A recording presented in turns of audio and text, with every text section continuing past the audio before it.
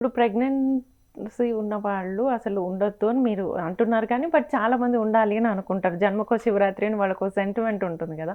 ఒకవేళ అలా ఉండాలి అని అనుకుంటే వాళ్ళు ఏం తీసుకోవాలసలు? వాళ్ళు అట్లీస్ట్ 12 ఆఫ్టర్నూన్ వరకు ఫాస్ట్ చేసుకోవచ్చు. దాని తర్వాత ఒక బౌల్ ఆఫ్ ఫ్రూట్స్ తీసుకోవచ్చు. మళ్ళీ ఈవినింగ్ ఎలాగైనా ఫ్రూట్స్ అండ్ మిల్క్ అలా తీసుకుంటే సరిపోతుంది.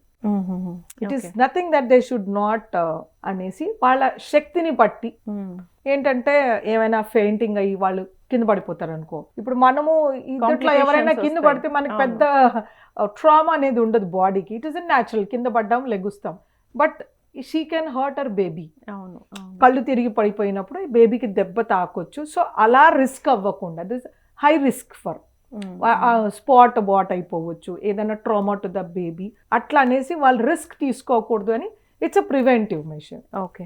ఇప్పుడు మనం పల్లెటూరులో చూస్తే ఇర్రెస్పెక్టివ్ ఆఫ్ ది ఏజ్, వాళ్ళు 80 కానీ 90 కానీ ప్రెగ్నెన్సీ కానీ పీడియాట్రిక్ కానీ ప్రతి ఒక్కరూ ఫాస్టింగ్ ఉంటారు పల్లెటూరులో. ఎలా రియాక్ట్ అవుతారు వాళ్ళు? అంటే అలసిపోరు. వాళ్ళకి అది శరీరం అలవాటు అయిపోతుంది. అవును. వాళ్ళకి భక్తి శ్రద్ధ ఎక్కువగా ఉంటుంది.